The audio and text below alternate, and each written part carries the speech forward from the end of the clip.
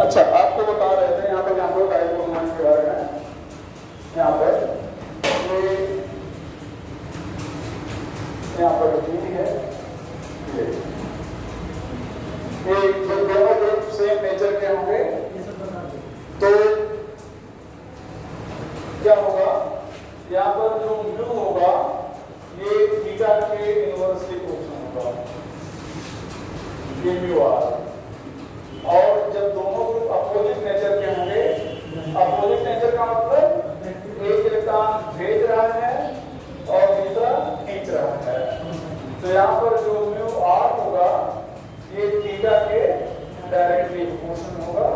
तो ये आपको बताया जा चुका था, ठीक है। कुछ एग्जाम्पल दिए गए थे बेंजीन रिंग पे, जब दोनों ग्रुप भेजने वाले थे, जब खींचने वाले थे। यहाँ पर थोड़ा सा और देखेंगे, ये CH3 है, ये H है, यहाँ पर ये CH3 है, ये H है, ये डबल बॉन्ड है, एल्कीन कहते हैं। जब सेम ग्रुप एक साइड में होंगे तो सिस बोलेंगे, सिस, और अपोजिट साइड में होंगे तो ट्रांस बोलेंगे।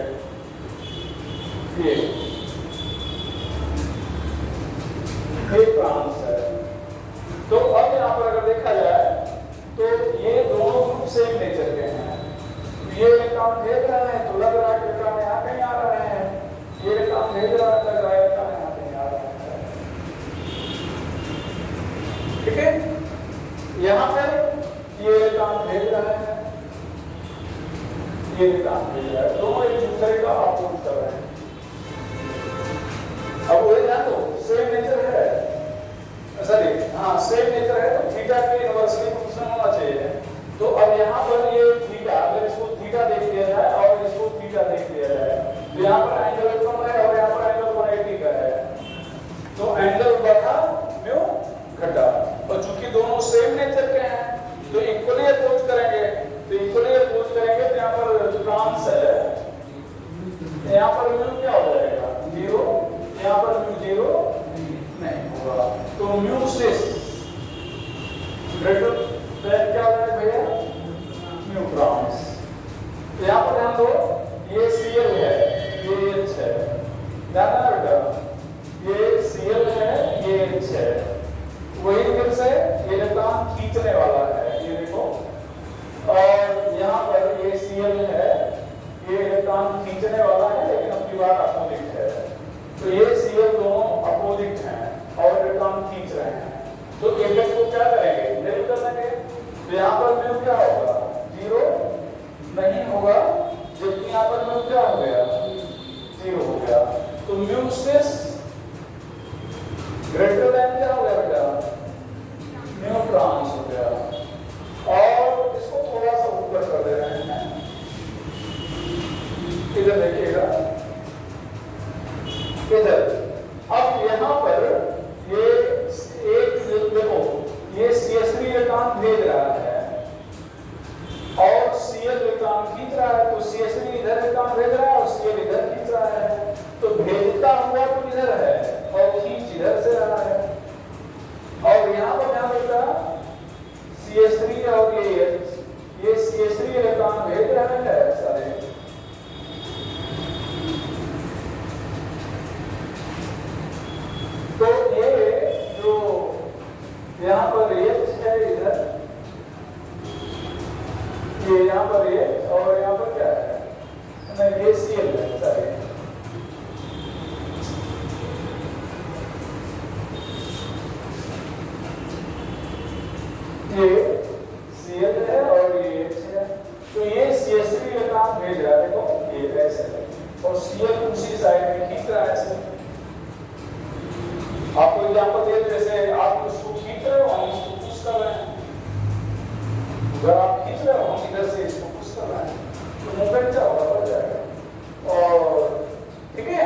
तो यहाँ पर म्यू 0 नहीं होगा, यहाँ पर भी म्यू 0 नहीं होगा, लेकिन यहाँ पर म्यू ट्रांस ग्रेटर देन क्या हो जाएगा, mu sis.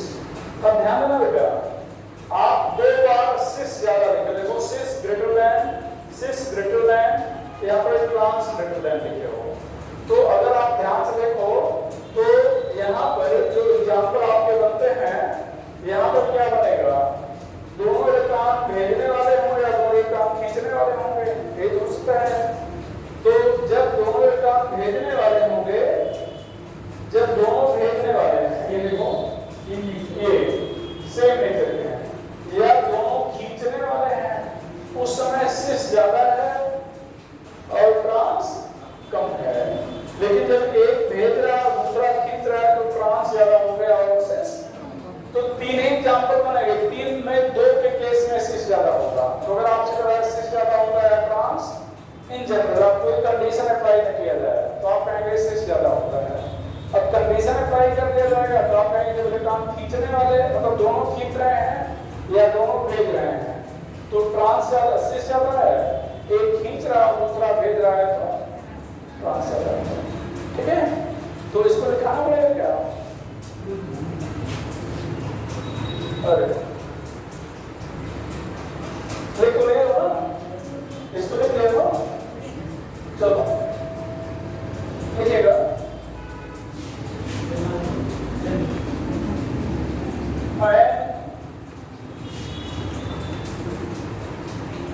both group has same nature,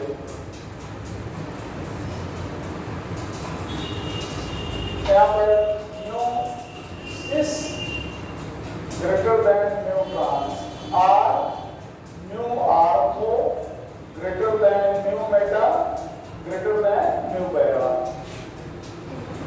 ये कल पढ़ा दिए थे, है ना? और एक बोथ है अपोजिट नेचर, है अपोजिट नेचर।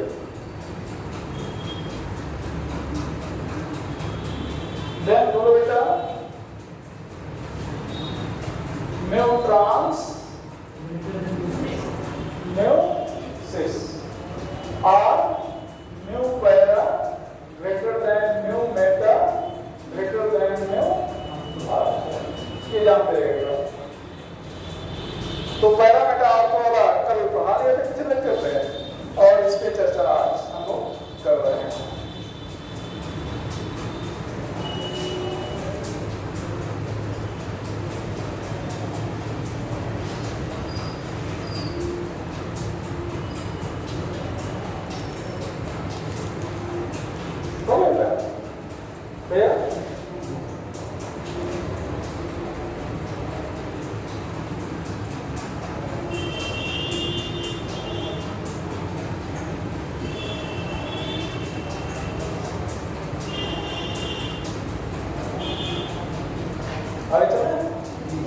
चलो अब यहां पर नोट करके लिखेंगे,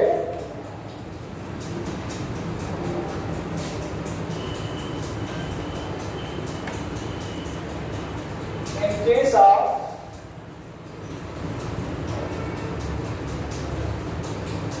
diatomic species,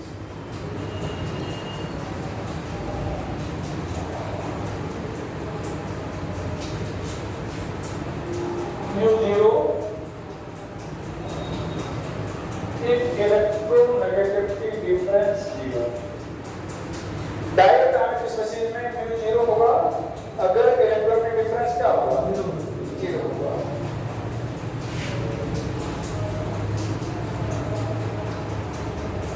In case of multi-atomic species,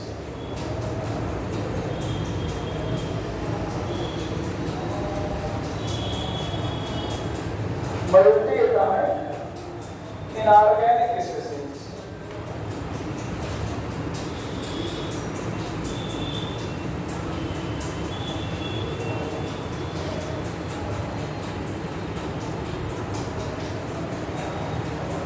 in case of multi-atomic inorganic species,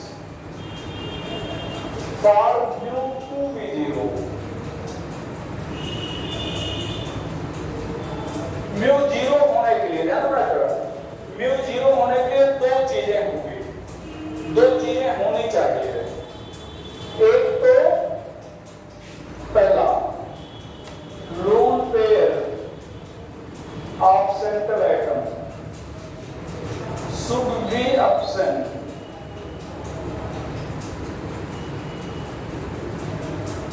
और दूसरा,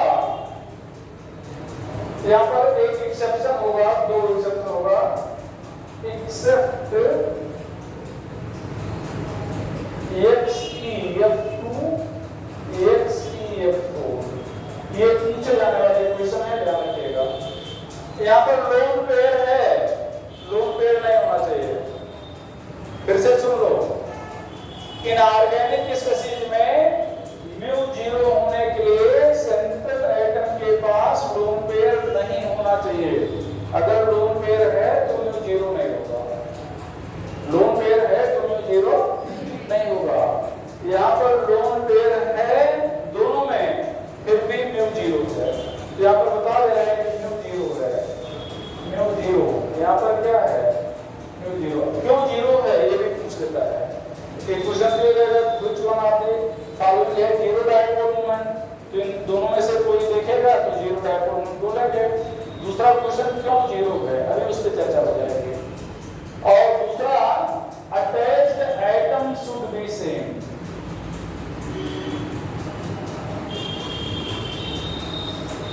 attached atom should be same.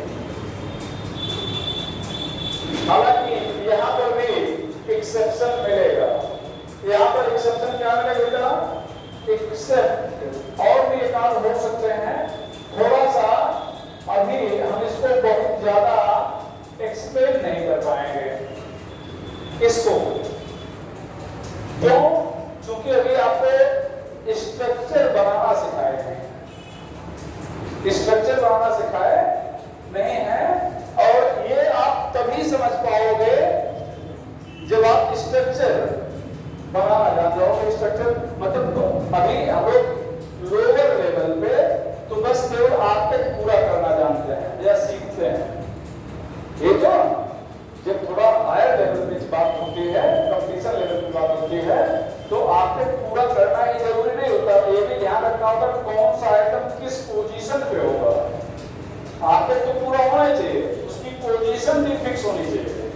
अगर उसकी पोजीशन से हटाकर किसी दूसरे पोजीशन पे कर दिए तब भी वो स्ट्रक्चर गलत होगा। तो अभी वो थोड़ा सा स्ट्रक्चर के बारे में चर्चा नहीं किए हैं, जब स्ट्रक्चर पे चर्चा करेंगे तो इस चीज को हमें ध्यान में रहेगा, वहां पर थोड़ा और डिटेल में फिर आपको समझा देंगे। अभी हालांकि आप बताएंगे, हम कोशिश करेंगे कि आप हमारी बात को समझ जाओ, ठीक है, लेकिन फिर भी ज्यादा बढ़िया से आप समझ पाओगे जब स्ट्रक्चर पे चर्चा हो जाएगी, ठीक है। तो ये दो कंडीशन है, ध्यान देना। डाइपोल मोमेंट 0 होने के लिए लोन पेयर नहीं होना चाहिए और अटैच्ड एटम सेम होना चाहिए। लोन पेयर का काम करता है ऐसा इलेक्ट्रॉन पेयर जो बॉन्ड ना बनाएगा। इलेक्ट्रॉन पेयर दो तरह के होंगे, एक बॉन्ड बनाने वाले, दूसरा बॉन्ड ना बनाने वाले। तो बॉन्ड बनाने वाले को हम लोग बॉन्ड पेयर कहते हैं और बॉन्ड ना बनाने वाले को हम लोग लोन पेयर कहते हैं। तो लोन पेयर का मतलब ऐसा इलेक्ट्रॉन पेयर जो बॉन्ड ना बनाया हो उसको हम लोन पेयर कहेंगे। तो चलो देखते हैं, आगे एग्जाम्पल देखते हैं। अब आप बताओगे, इसको ऊपर कर रहे हैं,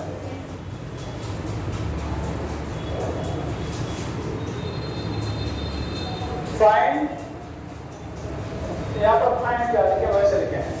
यहाँ पर आपको बताना है कि म्यू 0 है या नहीं है।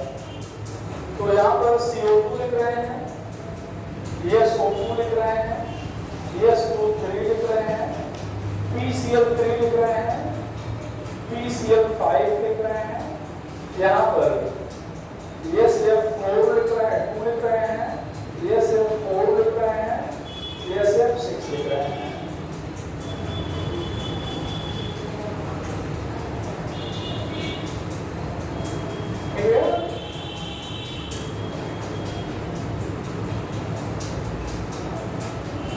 सबसे ज्यादा इसके बारे में पूछा जाता है, इसके बारे में। चलो CO2 है, म्यू 0 है, SO2 म्यू 0 नहीं है, SO3 म्यू 0 है, PCl5 म्यू 0 नहीं है, PCl5 म्यू 0 है, म्यू 0 नहीं है, म्यू 0 नहीं है, म्यू 0 है। CH4 म्यू 0 है, CH3Cl में आप लोग क्या बनाना चाहोगे? 0 नहीं है, NH3 म्यू 0 नहीं है, NH4 प्लस म्यू 0 है, CH3 माइनस म्यू 0 नहीं है, CH3 प्लस म्यू 0 है। अब 2-3 चीज आपको ध्यान रखना है यहाँ पर। ध्यान बेटा, कार्बन के आउटर मोशन में कितने इलेक्ट्रॉन होते हैं? 4। कुल 6 होते हैं ना, तो 4 में से 2 इधर शेयर कर देगा, 2 इधर शेयर कर देगा, ये हो गया। अगर ध्यान दो, ये दोनों ये ऑक्सीजन इधर इलेक्ट्रॉन खींचेगा और इधर खींचेगा, एक दूसरे का अपोज करेंगे या नहीं करेंगे? तो जीरो कर देंगे। सल्फर के आउटर मोशन में कितने होते हैं बेटा? 6। तो ये 6, यहाँ पर 2 ऑक्सीजन, ये देखो, ये 2 इधर शेयर कर दिया, 2 इधर शेयर कर दिया। अब यहाँ पर लोन पेयर है नहीं है SO2 में, तो म्यू 0 नहीं है। और यहाँ पर अगर SO3 की बात किया जाए, अब आप खुद समझ गए होंगे ये, तो म्यू क्या हो जाएगा? 0 हो जाएगा। ये 120 डिग्री है, 120 डिग्री पर 0 हो जाएगा। ध्यान रखिएगा। PCl3 में फास्फोरस के आउटर मोशन में कितने इलेक्ट्रॉन होते हैं भैया? 5। ये 3 शेयर किया, ये एक लोन पेयर है नहीं है? लोन पेयर है, तो म्यू 0 यहाँ पर नहीं है, यहाँ म्यू 0 नहीं है, यहाँ पर म्यू 0 है। अब तो यहाँ पर समझ गए होंगे PCl5 में 0 क्यों है? समझ गए नहीं समझ गए भाई? ये 2 Cl बढ़ गया ना, तो ये 2 इलेक्ट्रॉन बच रहा है, एक इधर शेयर हो गया। SF6 में देखो, यहाँ पर आते हैं SF में, तो सल्फर के पास कितने इलेक्ट्रॉन हैं? 6। कितने हैं? 6। अब ये 6 अगर हैं, तो ये सभी शेयर किया है, तो ये अगर सभी शेयर है तो म्यू क्या है? 0 है। ये म्यू क्या है भैया? यहाँ पर 0 है। लेकिन अब अगर ये 2, यहाँ पर 2 क्लोरीन कम हो गया, तो यहाँ पर एक लोन पेयर आ जाएगा, क्या आ जाएगा? यहाँ पर एक लोन पेयर क्या हुआ? यहाँ पर एक लोन पेयर आ गया, तो अब लोन पेयर आ गया तो म्यू 0 हुआ नहीं। और अब अगर SF2 कर दिया जाए, तो यहाँ पर क्या हो गया? एक लोन पेयर, एक और लोन पेयर, ये कहाँ पर म्यू 0 हुआ? तो यहाँ पर भी म्यू 0 नहीं है, और यहाँ पर भी म्यू 0 नहीं है। बात ये हो गया, कोई सेम चीज इधर हो जाएगा। CH4 में 4 ही इलेक्ट्रॉन होता है, सभी शेयर किया है, 0 है। CH3Cl में समझ आया ना, आइटम सेम नहीं है, आइटम सेम नहीं है, तो इसलिए म्यू 0। NH3 में इधर पे आपको नाइट्रोजन के पास कितना इलेक्ट्रॉन है? 5। ये 3 शेयर हुए हैं, 5 होता है, जिसमें से 3 ये क्या हुए हैं? शेयर हुए हैं, तो एक बच गया पेयर। यहाँ पर अब ये ध्यान दो, H+ है, यहाँ पर नाइट्रोजन में कितने होते हैं बेटा? 5 होते हैं ना, तो ये एक H+ हो गया है, तो एक जो H+ हो गया है, इसका मतलब क्या हुआ है कि या तो आप कह सकते हो नाइट्रोजन का एक इलेक्ट्रॉन चला गया है, और एक चला गया तो बचा कितना? 4 बचा 4 ना, तो 4 ही तो शेयर किया है भाई। 1+ हो गया मतलब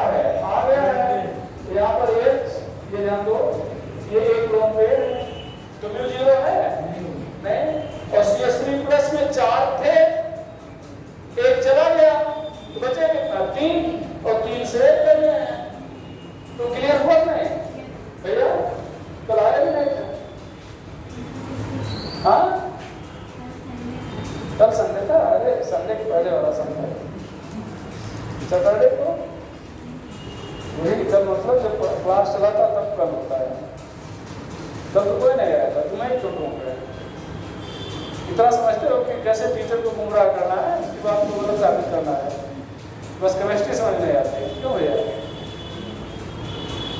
ठीक है, समझ में आएगा? चलेंगे, चलो हटा दे, चलो बेटा। अब यहाँ पे हम लोग बात करते हैं XeF2 और XeF4 पे। तो यहाँ पर ध्यान देना बेटा, XeF2 की बात करें तो जीनान के पास कुल कितने इलेक्ट्रॉन हैं? 8। कुल कितने हैं? आउटर मोशन में 8 है। तो 8 है, तो यहाँ पर होगा क्या? ये एक पेयर हो जाएगा, ये एक पेयर हो जाएगा, 2, ये 3 पेयर हो जाएगा, ये हो जाएगा, ये हो जाएगा। तो ये तीनों जो लोन पेयर हैं ये 120 अंश पे हैं। लोन पेयर तीनों 120 अंश पे हैं और ये बॉन्ड पेयर 180 अंश पे है। ऐसे 5 पेयर तो है, 5 पेयर। ये ध्यान देना, यहाँ पर जब 5 रहते हैं तो ये डायग्राम बनता है, ट्राइगोनल बाइपिरामिडल बोलते हैं। ये ध्यान देना, ये 3 120 अंश पे होते हैं और ये जो 2 होते हैं बेटा ये 180 अंश पे होते हैं। ये आपको इसी चैप्टर में हाइड्राइजेशन पढ़ाएंगे तो आपको बताएंगे।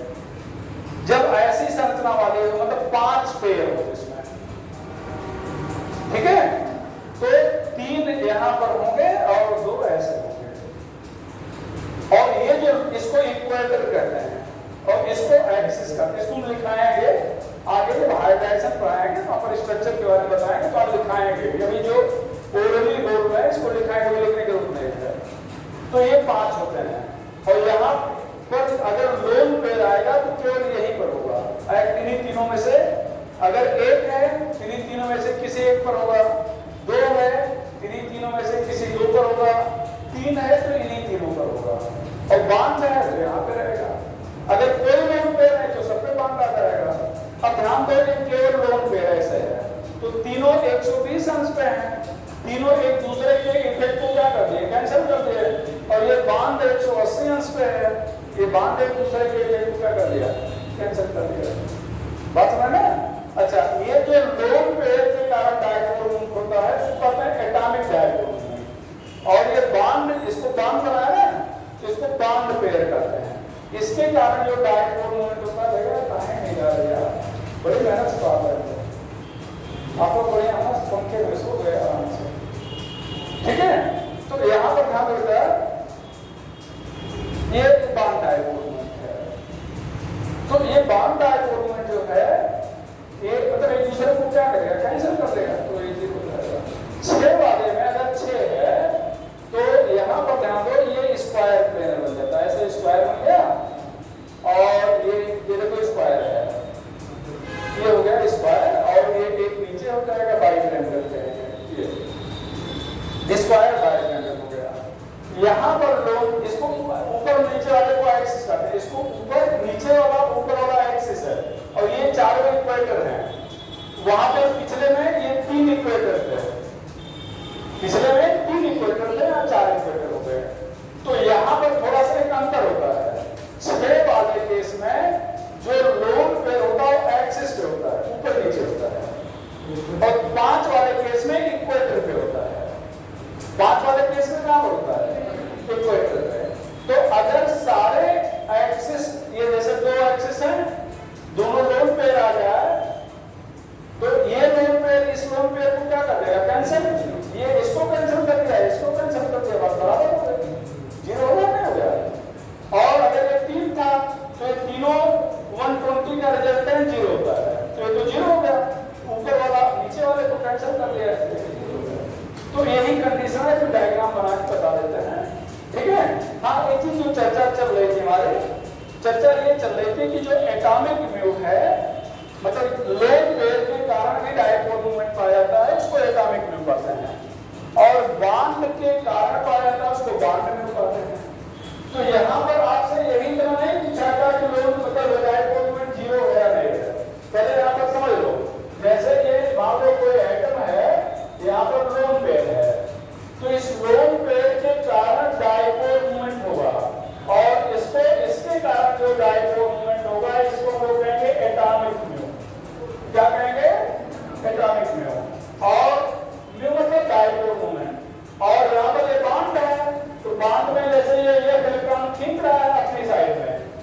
यहाँ पर भी डायपोल मोमेंट होगा, तो इसको हम लोग कहेंगे बांड डायपोल मोमेंट या बांड म्यू। बात में ना, तो जैसे पहली केस में किसका डायपोल मोमेंट जीरो है, F2 का जीरो है या नहीं, तो नहीं है, मतलब सारी जीरो है। एक क्वेश्चन, क्यों जीरो है, होना नहीं चाहिए था, लोन पेयर है इसलिए जीरो नहीं होना चाहिए था, लेकिन है, तो क्यों है, तो आप कहेंगे atomic mu is cancelled by atomic mu and bond mu is cancelled by bond. अब यहाँ पर ध्यान दो, ये XeF2 का केस है और ये XeF4 का केस है। तो XeF4 में क्या होगा, यहाँ पर और यहाँ पर ये दो लोन पेयर हो गए एक्सिस वाले, और ये चार बॉन्ड पेयर हो गए, बात समझ में, ये चार बॉन्ड पेयर हो गए। ये इसको ऐसे बनाते, देखो ये स्क्वायर जैसा बना के आपको दिखा रहे हैं। तो यहाँ पर ये जो ऊपर वाला म्यू है, इस नीचे वाले को कैंसिल कर दिया और ये चार एक दूसरे को कैंसिल कर दिया। तो यहाँ पर अगर आपसे कहा जाए XeF2 and XeF4 has mu equal to 0, as reason क्या होता होगा, atomic mu is cancelled by atomic mu and bond mu is cancelled by उल्टा bond mu। तो atomic mu is cancelled by atomic mu and bond mu is cancelled by bond mu। तो दो question के answer हो गए, एक तो zero है और एक तो जीरो है। तो क्यों है उसका कारण यहाँ पे बता दिया।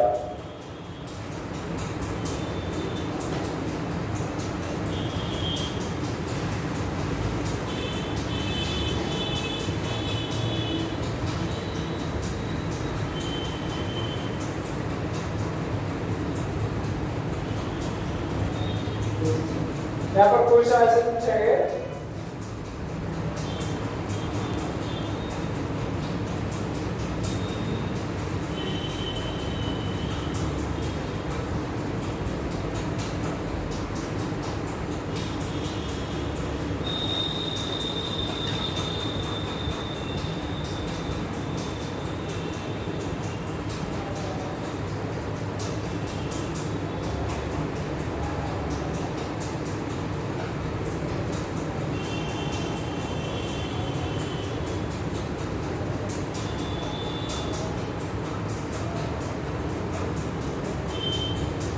जिसका डायपोल मोमेंट जीरो नहीं है, नॉट इक्वल टू जीरो।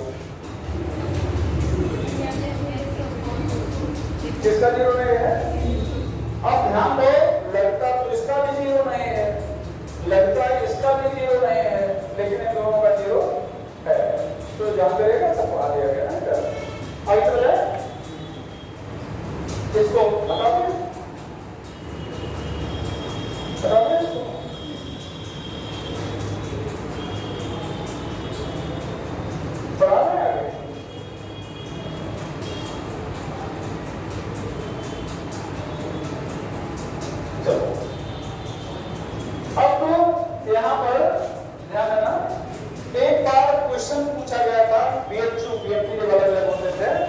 यहाँ पर ऑर्डर ऑफ म्यू आपको दिखा रहे हैं,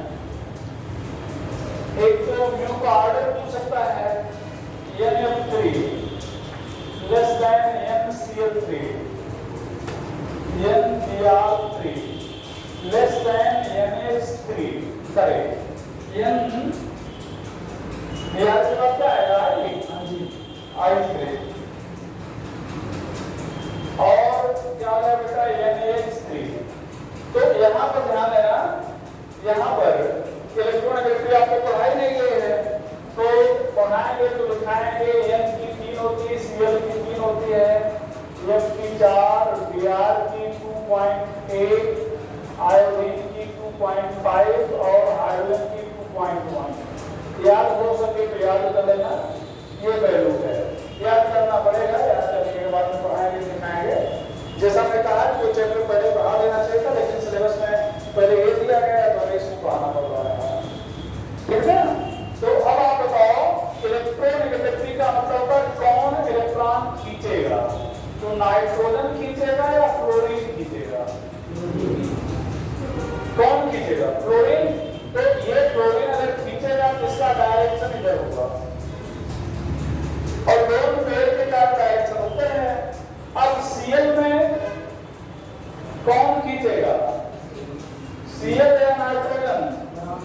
कोई नहीं खींचेगा, कोई नहीं खींचेगा। यहां पर ब्रोमीन और नाइट्रोजन में ये जरूरी नहीं तीनों बनाओ, कौन खींचेगा? नाइट्रोजन खींचेगा ना, तो डायरेक्शन इधर होगा। यहां पर आयोडीन में बेटा नाइट्रोजन खींचेगा और हाइड्रोजन में कौन खींचेगा? नाइट्रोजन खींचेगा। अब बताओ, अच्छा अंतर ज्यादा है, नाइट्रोजन इलेक्ट्रॉन Cl से तो खींच ही नहीं पा रहा है, Br से ज्यादा खींचेगा, I से ज्यादा खींचेगा या H से ज्यादा खींचेगा? H से ज्यादा खींचेगा, तो इसका मतलब इलेक्ट्रॉन का फ्लो इधर ज्यादा होगा, यहाँ थोड़ा कम होगा, यहाँ और कम होगा, यहाँ होगा ही नहीं, यहाँ खुद ही खींच लिया जाएगा। तो इलेक्ट्रॉन का फ्लो सबसे ज्यादा कहाँ पे है? हाइड्रोजन के केस में। इसका मतलब डायपोल मोमेंट सबसे ज्यादा किसका है? हाइड्रोजन का। तो ये आर्डर समझ में आ गया। अच्छा, यहाँ एक तो आर्डर आपसे पूछते हैं जो हमने बता दिया। BHU का क्वेश्चन ये था कि why dipole moment of NF3 is less than NH3, why? तो यहाँ पर ध्यान दो, ये एटॉमिक डायपोल मोमेंट है जो लोन पेयर के कारण है, और बॉन्ड डायपोल मोमेंट है जो ये खींच रहा है। तो दोनों एक दूसरे के अपोज में है या सपोर्ट में है? अपोज में। और यहाँ पर क्या है? सपोर्ट में। तो यहाँ पर एटॉमिक वेव एंड डायपोल मतलब bond wave is opposite, while मतलब in case of RB dipole moment direction क्या होगी? सेम होगी। तो यहाँ पर atomic mu and bond mu is opposite to each other.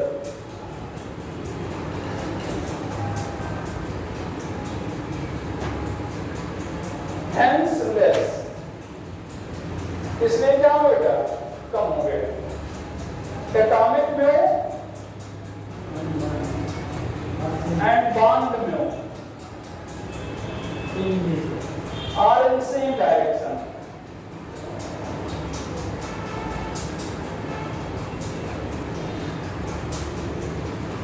Hence more. तो हमने ये एक पूछा गया था, हमने तीनों का सबका एक साथ बता दिया, किसी का भी पूछ ले, ठीक है? मान लो Cl से कंपेयर करें, क्या तो अपोजिट तो नहीं है, मतलब सपोर्ट तो नहीं कर रहा है, यहाँ पर Cl सपोर्ट नहीं कर रहा है, अपोज तो भी नहीं कर रहा है, ठीक है? यहाँ पर अपोज नहीं कर रहा है तो सपोर्ट भी, सॉरी सपोर्ट नहीं कर रहा है, अपोज भी नहीं कर रहा है, यहाँ तो अपोज कर रहा है। तो अगर Cl के साथ पूछेगा तो स्टोरी ये कर देंगे कि in case of NF3 both are in opposite direction, दोनों क्या है? Opposite direction. तो ये जो आपको चीजें बता रहे हैं बहुत इंपॉर्टेंट क्वेश्चन है, इंपॉर्टेंट टॉपिक है, ठीक है? तो ध्यान रखिएगा। आगे चला जाए।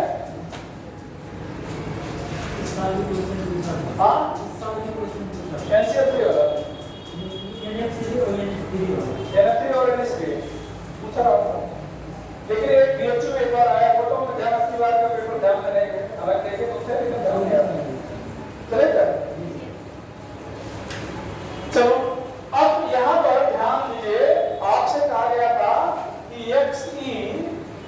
Xe3F2 का भी म्यू 0 होगा, बताना था जब आपसे स्लिप कर जा रहा है, लाइट में जा रहा है,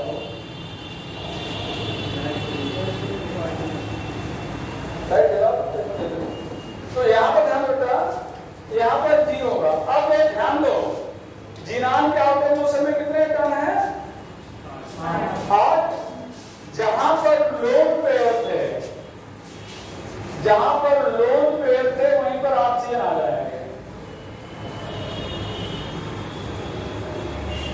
ये ऐसे ट्रायंगल बन जाएगा, बात सुना ना। और जहां पर एफ था वहां पर एफ आई है। तो समझ आ गया क्यों म्यू जीरो होगा। भाई तीनों ऑक्सीजन 120 अंश पे हैं, वे एक दूसरे के इफेक्ट को कैंसिल कर दिए और दोनों एफ 180 अंश पे हैं, बात सुना ना।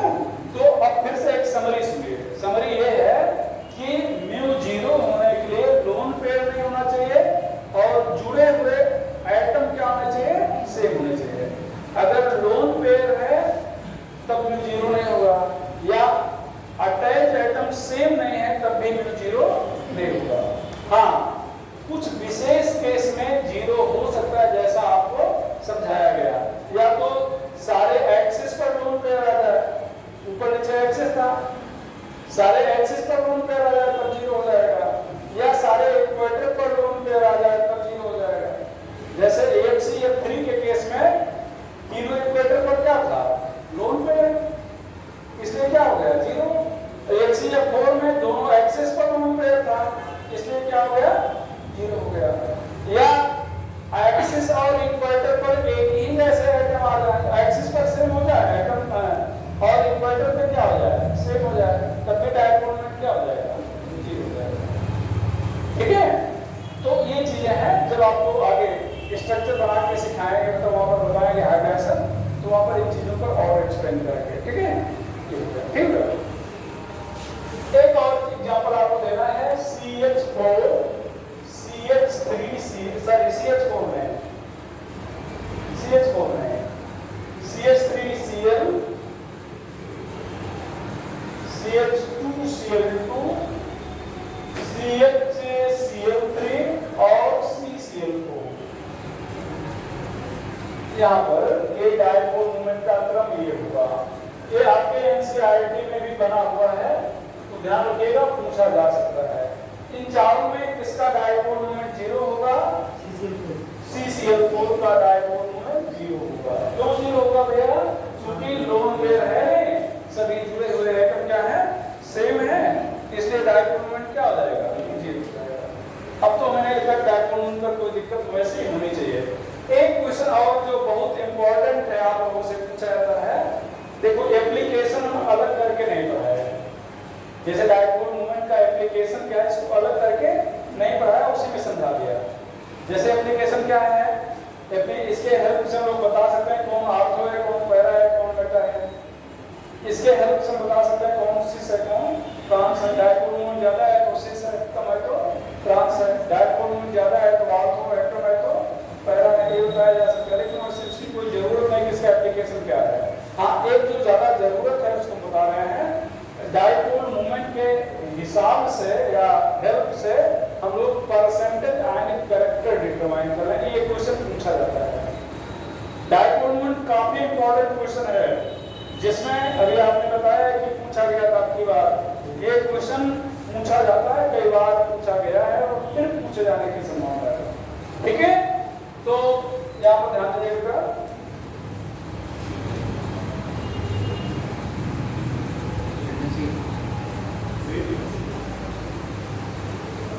Will help our dipole moment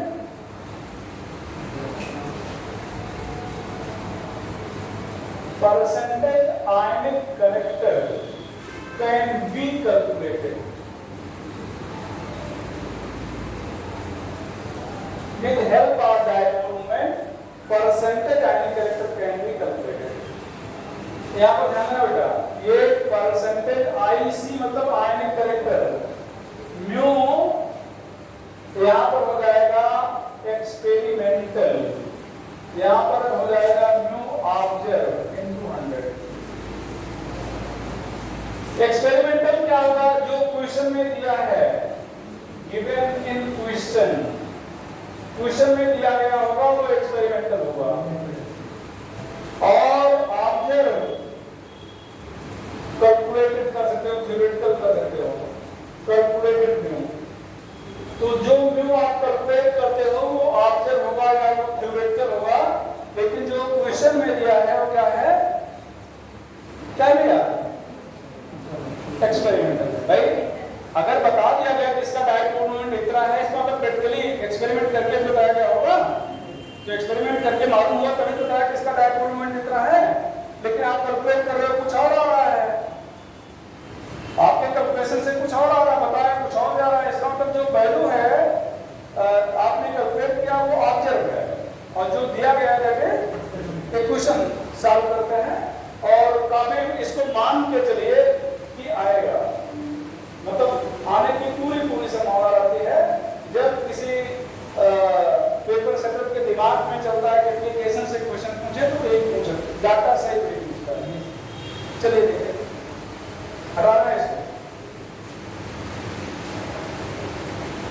HCl at mu equal to 1.03.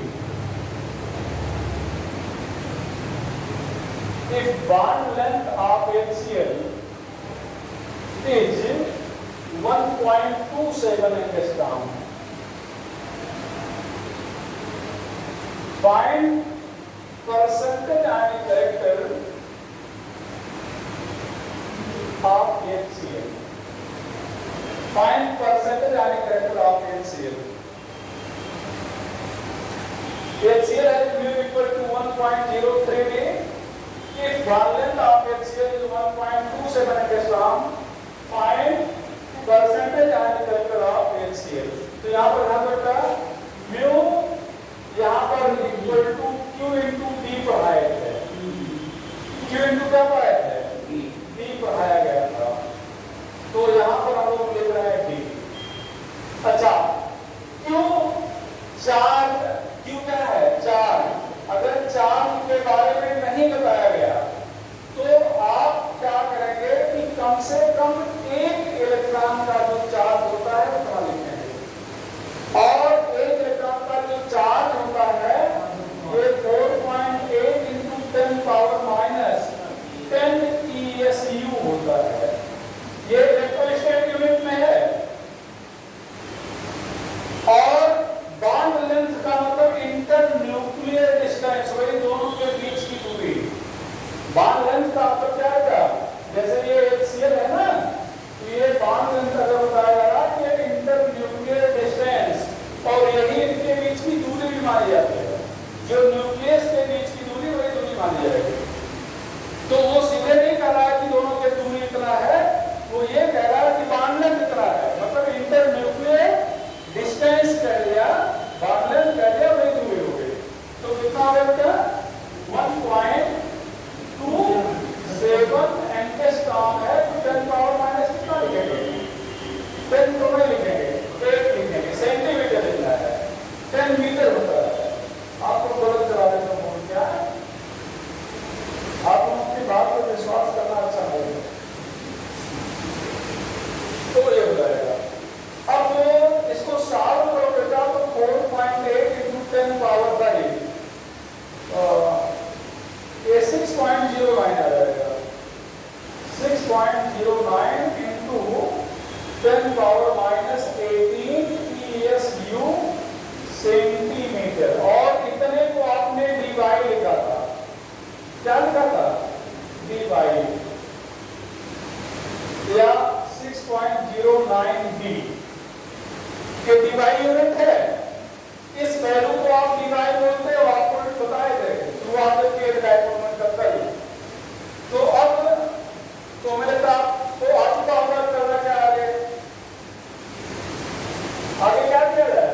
तो फॉर्मूला आ गया।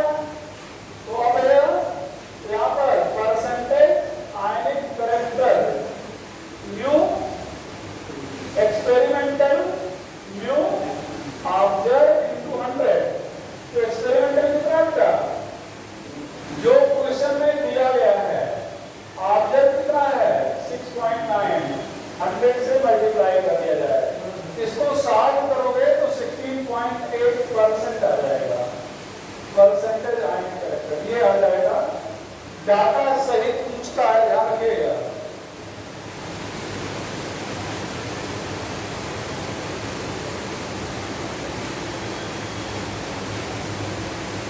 अगला question, bond length of AB is 1 angstrom. Bond length of AB is 1 angstrom. If its dipole moment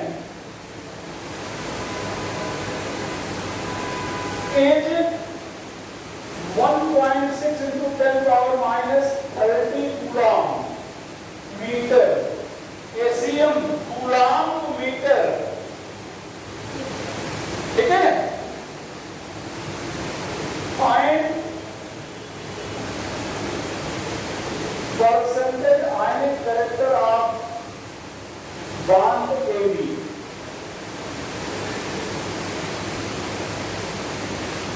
तो भैया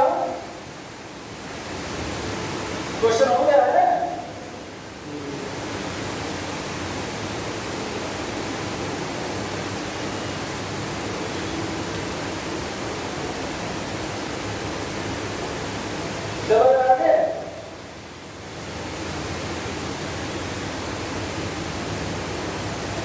अब यहाँ पर ध्यान दें आप, यहाँ पर लिख रहे हैं, यहाँ पर न्यू एक्सपेरिमेंटल कितना है जो दिया गया है, कितना 10⁻³ कूलॉम मीटर।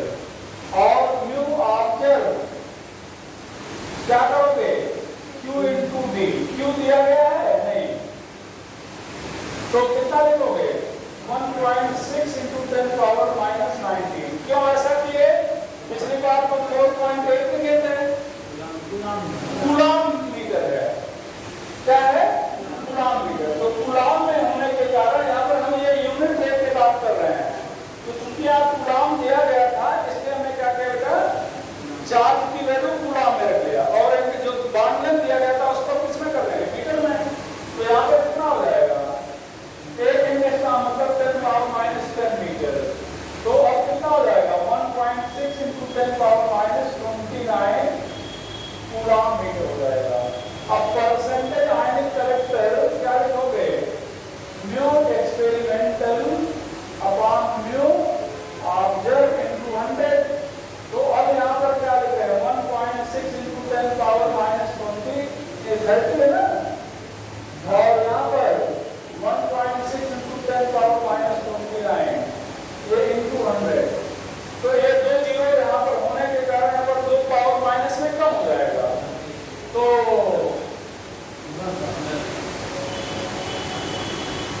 10% आ जाएगा ना भैया, तो ये कितना आ जाएगा 10%। तो ध्यान रखिएगा, यहाँ पर ज्यादातर HCl वाला क्वेश्चन पूछते हैं, लेकिन हमने एक और करा दिया कि मान लो अगर यही सेम चीज मान लो थोड़ा सा बदल दें, जरूर नहीं तो HCl लिखें। अगर ऐसे पूछे तब फिर आप क्या करेंगे, तो कूलॉम मीटर वाला कर दिए तो आप ऐसे कर लेंगे, ठीक है, कोई डाउट नहीं। तो अब चलो हम लोग डायपोल मोमेंट पढ़ चुके हैं, अब हम लोग आगे characteristic of covalent bond.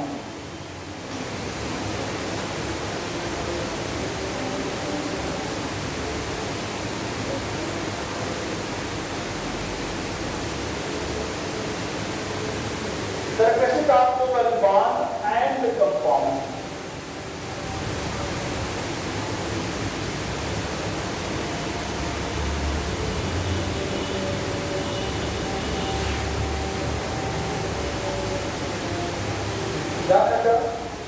In between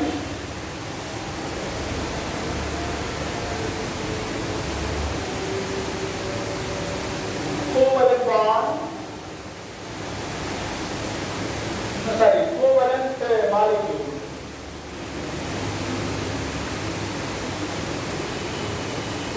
Weak van der Waals force. Weak van der Waals force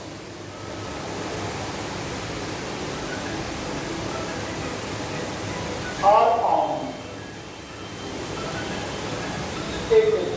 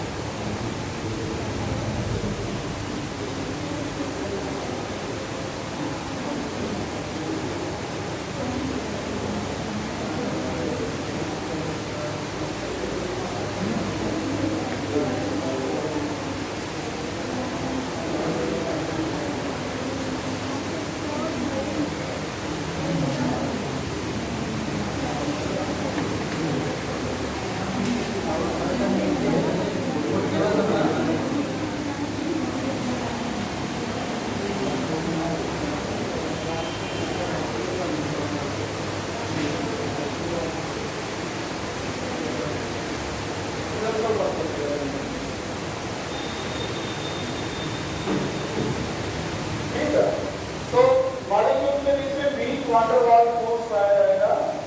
तो ये weak van der Waals force पाए जाने के कारण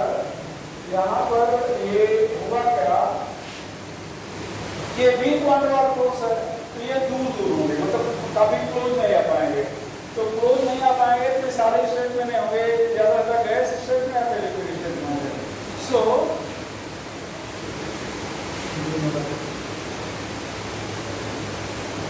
covalent molecule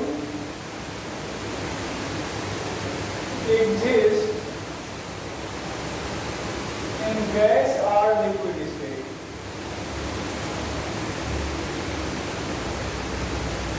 Gas or liquid state, except,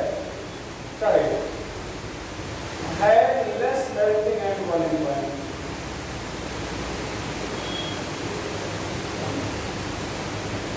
Have less melting and boiling point.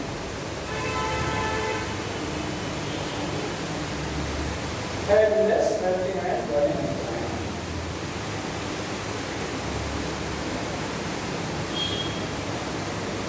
Except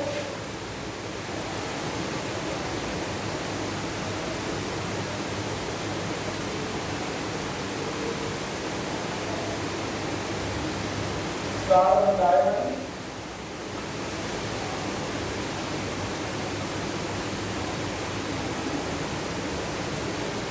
carbon graphite, graphite again aluminum nitride, SiC, इसको देखो भी ध्यान करते हैं, SiO2, सिलिका बनाएंगे, carbon graphite, CdI2, boron nitride, ये लेयर सारे हैं।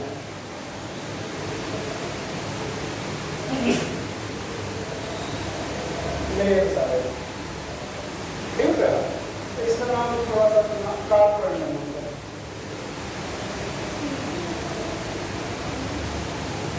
कार्बन ठीक है, ये सारे होंगे।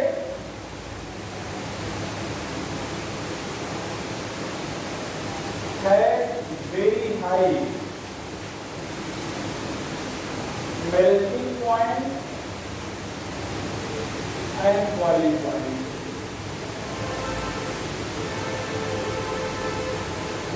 Due to network-like structure.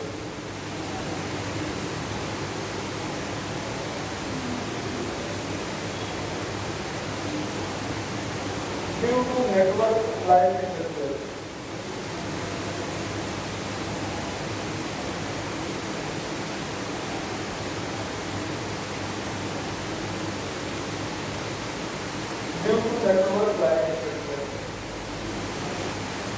Network like structure की तरह ये मेल्टिंग और बॉइलिंग पॉइंट का क्या होगा,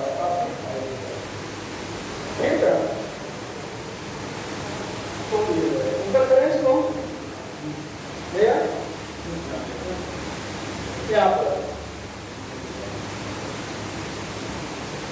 यहाँ पर देखो, यहाँ पर बात करें कार्बन ग्रेफाइट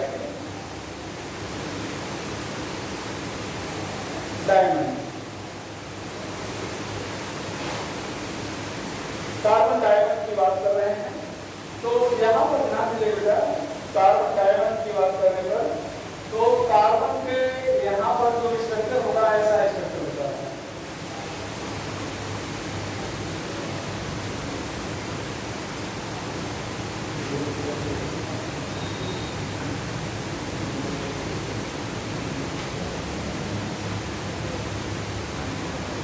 ये ध्यान देना।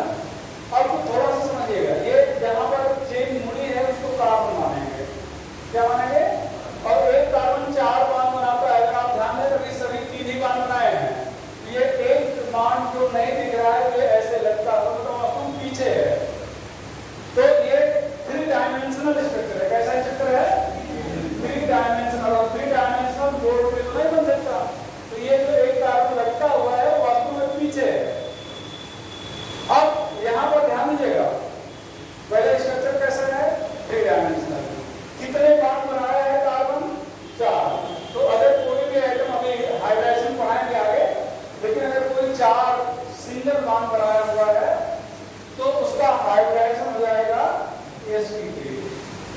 हो जाएगा sp3।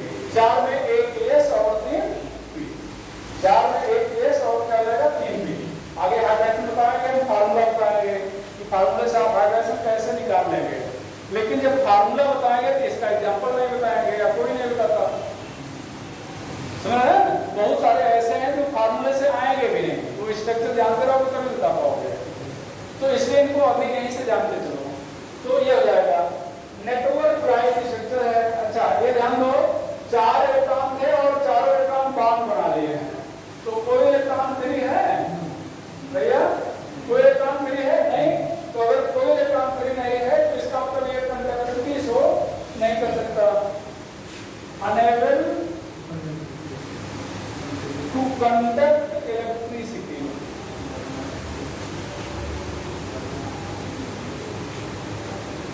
Due to absence of orbital, due to absence of free electron. यहां पर है नेटवर्क लाइक स्ट्रक्चर,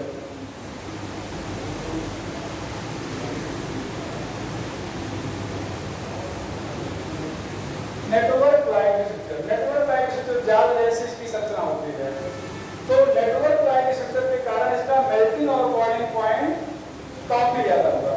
सो है very high melting and boiling point, लगभग 3800 डिग्री, एंड वेरी हार्ड, जो बहुत हार्ड है नेटवर्क लाइक स्ट्रक्चर का, hardest known natural substance, hardest known natural substance, मतलब जितने भी आप प्रकृति में सब्सटेंस जान रहे हो उसमें ये सबसे क्या होता है, हार्ड होता है, हार्डेस्ट नोन नेचुरल सब्सटेंस।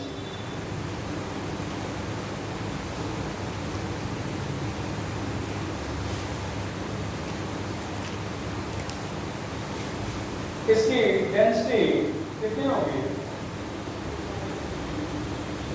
3.51 ग्राम पर cm। तो रिफ्रैक्टिव इंडेक्स कितना होता है इसका? फिजिक्स में पढ़ा है रिफ्रैक्टिव इंडेक्स? चलो देख लीजिएगा।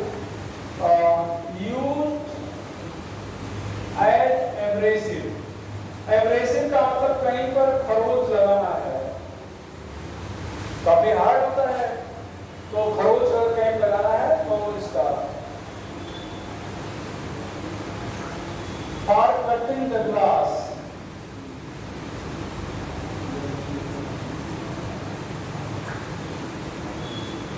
ग्लास को कट करने के लिए abrasive and for cutting the glass, तो इसका यूज एब्रेसिव के रूप में करते हैं और ग्लास को कट करने में करते हैं।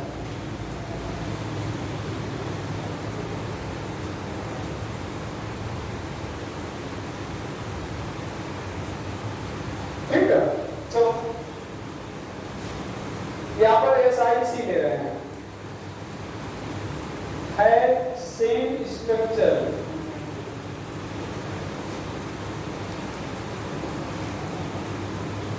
And property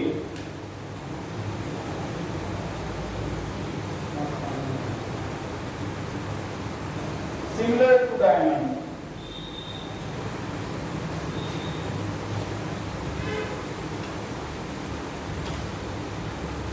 but less melting point and hardness।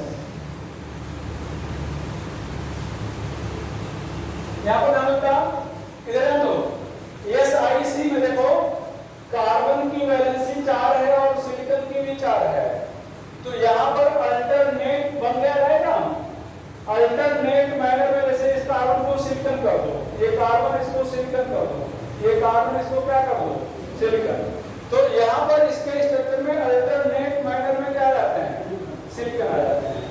तो अगर अल्टरनेट मैनर में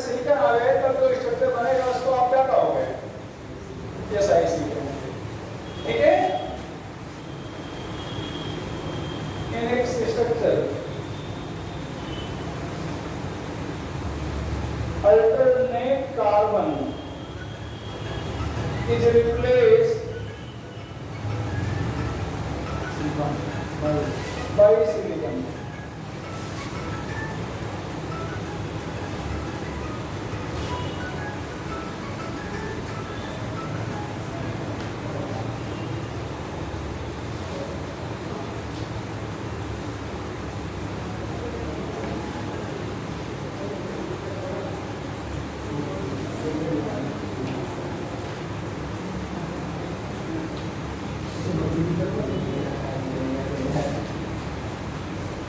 तो यहाँ पर ध्यान रखना, यहाँ पर अल्टरनेट मैनर में कार्बन की जगह पर क्या लगा दो, सिलिकॉन लगा दो, तो सिलिकॉन कार्बाइड हो जाएगा।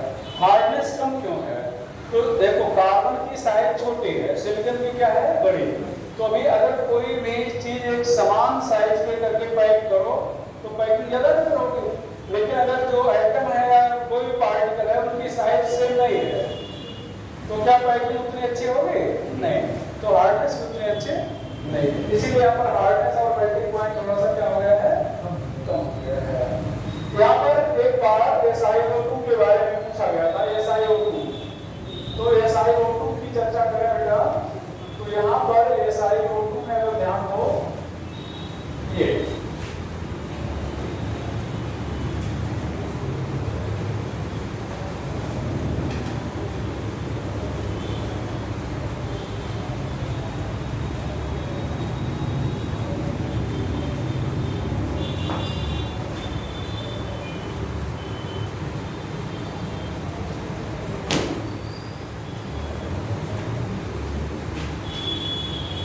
क्वेश्चन ये था।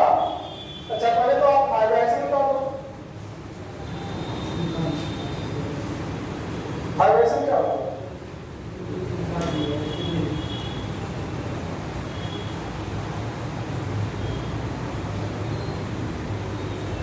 भाई एक सिलिकॉन कितना बार बनाया है? चार बार बनाया है ना। तो यहाँ पर अगर हाइड्रोजन पूछा जाए क्या होता होगा? क्वेश्चन ये था कि SiO2 में जो बॉन्डिंग है वो कैसी है।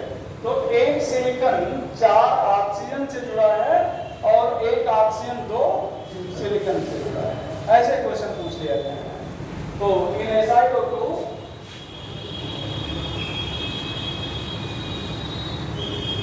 1 silicon is attached with 4 oxygen and 1 oxygen with orbital oxygen with 2 silicon। तो एक ऑक्सीजन 2 सिलिकॉन से, ऑक्सीजन की वैलेंसी कितने है? 2, तो 2 से जुड़ेगा और सिलिकॉन की वैलेंसी 4 है तो 4 से जुड़ेगा। ग्रेफाइट की चर्चा किया जाए, कार्बन ग्रेफाइट।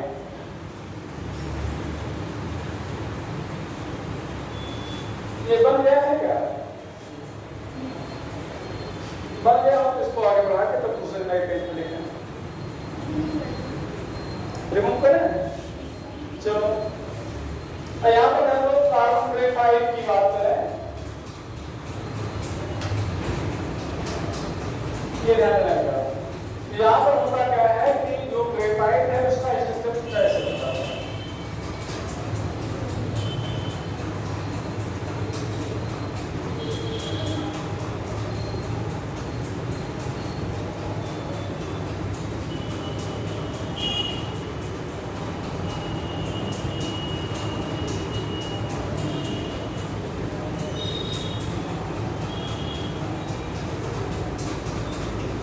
ठीक है, यहाँ पर ध्यान दो, ये कार्बन है, सब कार्बन है, ठीक है।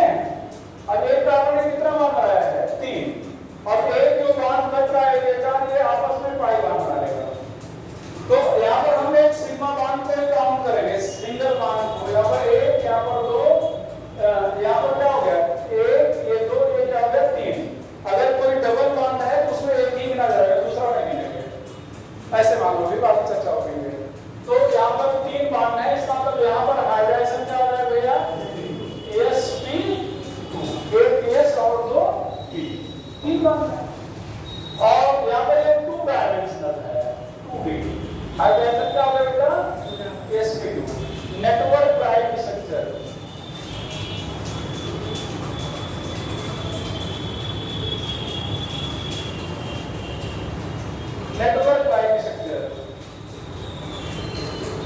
so has high melting point,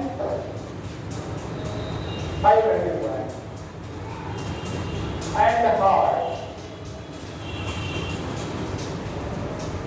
melting point ज्यादा होगा और क्या होगा, हार्ड होगा। तो नेटवर्क टाइप सिस्टम के कारण ही मेल्टिंग पॉइंट ज्यादा होगा और क्या होगा, हार्ड। ये ध्यान दो, यहाँ पर ये जैसे यहाँ पर देखो डॉटेड लाइन दिखाया गया ना, ये एक लेयर है, दूसरी लेयर है, दूसरी लेयर के बीच में वीक क्वांटम वॉल फोर्स पाया जाता है। तो दो लेयर के बीच में वीक क्वांटम वॉल फोर्स पाया जाएगा। अभी उसमें चर्चा करेंगे। यहाँ पर ये तीन जो इलेक्ट्रॉन है, देखो ये सिग्मा बॉन्ड बना लिए हैं, ये तुम्हें टूटेंगे। ये एक जो डॉटेड लाइन से दिखाया गया है वास्तव में पाई बॉन्ड है। पाई बॉन्ड में वीक बॉन्ड होता है, तो आसानी से टूट जाता है। तो आसानी से टूट जाएगा, उसके इलेक्ट्रॉन फ्री हो जाएंगे। तो फ्री हो जाएंगे, एक लेयर से दूसरे लेयर में ट्रांसफर हो जाएंगे, और ट्रांसफर हो जाएंगे तो कंडक्टिव शो करेंगे। ठीक है, तो इट है वीकली लूजली हेल्ड, इट है loosely held pi electron which can transfer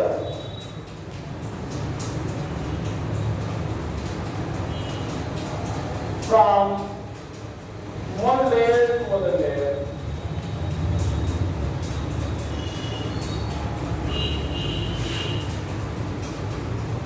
Hence, it can conduct electricity.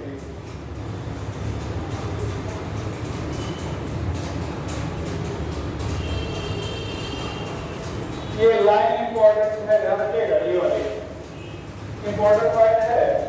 एक तो इलेक्ट्रिसिटी कंडक्ट करेगा या नहीं, हाँ करेगा। क्यों करेगा? क्योंकि वीक बॉन्ड इलेक्ट्रॉन मतलब लूजली हेल्ड पाई इलेक्ट्रॉन होता है जो एक लेयर से दूसरे लेयर में ट्रांसफर हो जाते हैं। अच्छा, two layer are held together by weak van der Waals force.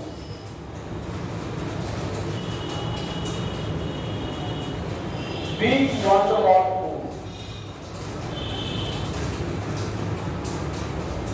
So one can slip upon other.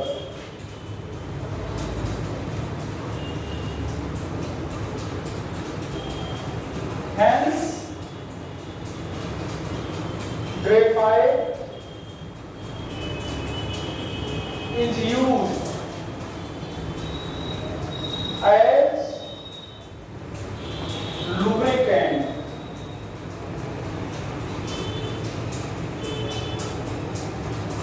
Lubricant Hindi में स्नेहक बोलते हैं। हिंदी में स्नेहक बोलते हैं, जैसे आप तेल ग्रीस देते हैं साइकिल वगैरह में या बाइक वगैरह में, वही लुब्रिकेंट है। तो इसको भी लुब्रिकेंट के रूप में यूज कर सकते हैं। दूसरा, in lead of the pencil, pencil के लिड में भी इसका यूज करते हैं। और तीसरा बेटा, एज मॉडरेटर। आप लोग न्यूक्लियर फिजिक्स पढ़ेंगे, इन न्यूक्लियर रिएक्टर, तो वहां पर मॉडरेटर के बारे में बताया जाएगा। जो न्यूक्लियर रिएक्टर होते हैं, रेडियोएक्टिविटी होती है, वहां पर न्यूट्रॉन निकलते रहते हैं, दूसरे नाभिक को तोड़ते रहते हैं। तो उसको कंट्रोल करने के लिए ग्रेफाइट का यूज किया जाता है, जिससे वो रेट ऑफ रिएक्शन को क्या करता है, स्लो कर देता है। तो यहाँ पर अच्छा, ग्रेफाइट कंपाउंड है या एलिमेंट है?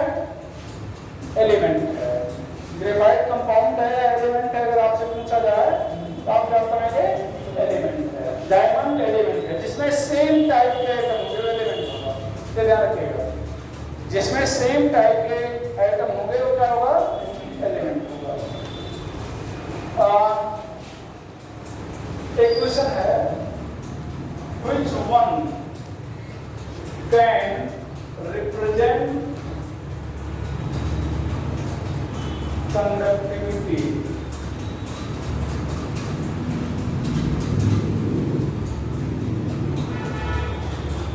कार्बन डायमंड, कार्बन ग्रेफाइट,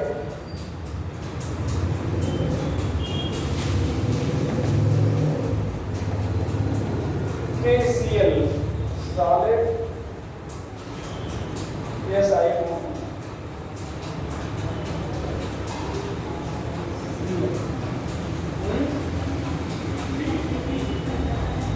क्या रहेगा?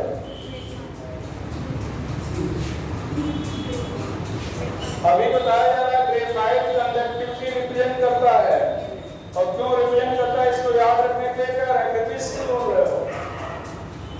KCl सॉलिड है, इसको ध्यान दे रहे हो? KCl क्या है? सॉलिड। तो सॉलिड होने के कारण कंडक्टिविटी रिप्रेजेंट करेगा ना। आयनिक कंपाउंड को कंडक्टिविटी रिप्रेजेंट करते हैं लिक्विड स्टेट में या गलित अवस्था में, पिघलित अवस्था में, फ्यूज स्टेट में। चलो यहाँ पर अभी एक पॉइंट हुआ है। अच्छा, दूसरा एक होता है लाइट डिस्चार्ज लाइट, ठीक है? तो ये जो कोवैलेंट कंपाउंड है सामान्य तौर पर नॉन पोलर होते हैं, तो इसलिए नॉन पोलर में डिस्चार्ज होते हैं। कोवैलेंट कंपाउंड अगला point, covalent compound discharge with non polar solvent.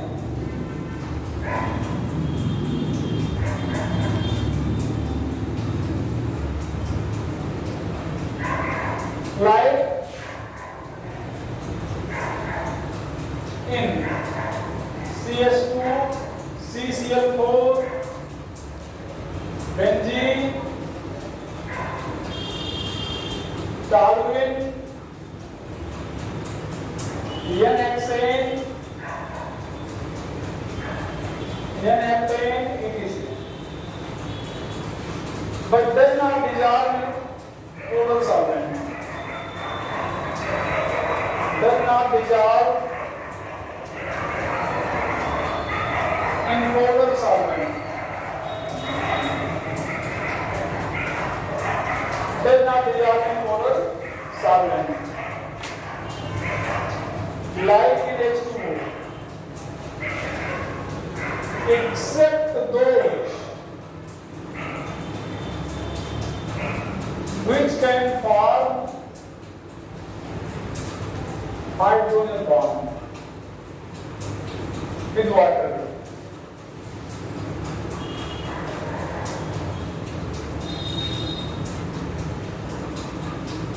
Except those which can form hydrogen bond with water, like NH3, RNH2, R2NH, R2NH,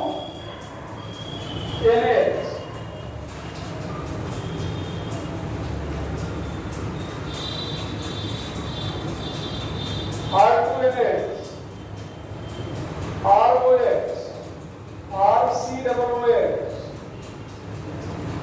HF, CH3COOH, HCl, dissolved in water. Hydrogen bond कहाँ पढ़ाया जाएगा? पढ़ाया जाएगा इसी chapter में, जब F पर H हो, O पर H हो या N पर H हो, तभी हाइड्रोजन बॉन्ड पढ़ाया जाएगा। हाइड्रोजन बॉन्ड इसी चैप्टर में डिटेल में चर्चा होगी, ठीक है? अगर F पर H है, ये हाइड्रोजन बॉन्ड है तो कोवैलेंट बॉन्ड है, ठीक है? हाइड्रोजन बॉन्ड ये जैसे एग्जांपल ये वाटर है ना, ये वाटर, यहाँ पर आपने HF डाल दिया, ये HF, अब इन दोनों के बीच में B का अट्रैक्शन हो जाएगा, इसको आप कहोगे हाइड्रोजन बॉन्ड, ठीक है? ये जाकर लाइन में इसको कहेगा हाइड्रोजन बॉन्ड। मतलब एक का नेगेटिव एलिमेंट और वाटर का H एक दूसरे को अट्रैक्ट करेगा, ठीक है? तो वो हाइड्रोजन बॉन्ड है, और यही तीन जगह पे पाए जाएंगे। जो कोवैलेंट बॉन्ड है डायरेक्शनल होता है, क्या होता है? डायरेक्शनल होता है, इसमें ज्योमेट्री रिप्रेजेंट करता है। तो लेंगे covalent bond is directional in nature. Covalent bond is directional in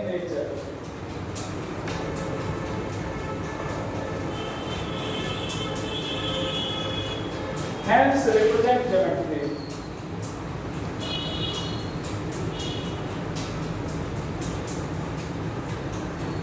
Hence represent geometry.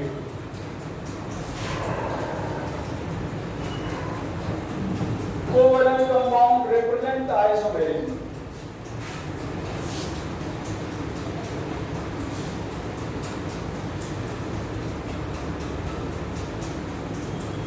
चलो आज की कहानी खत्म करते हैं। बारिश बंद हो गई, आप लोग चले जाएं, ठीक है ना। नेक्स्ट हम लोग मिलेंगे तो थोड़ा सा याद दिलाएगा, पता नहीं दिमाग में स्लिप कर जाए। अगली हेडिंग जो रहेगी पर डाली हो हेडिंग कि ionic sorry covalent character in ionic compound. Covalent character in ionic compound काफी इंपॉर्टेंट पॉइंट है, इसको बताना बहुत जरूरी है, ठीक है। तो चलो गुड डाउन है, चलो करते हैं, ठीक है।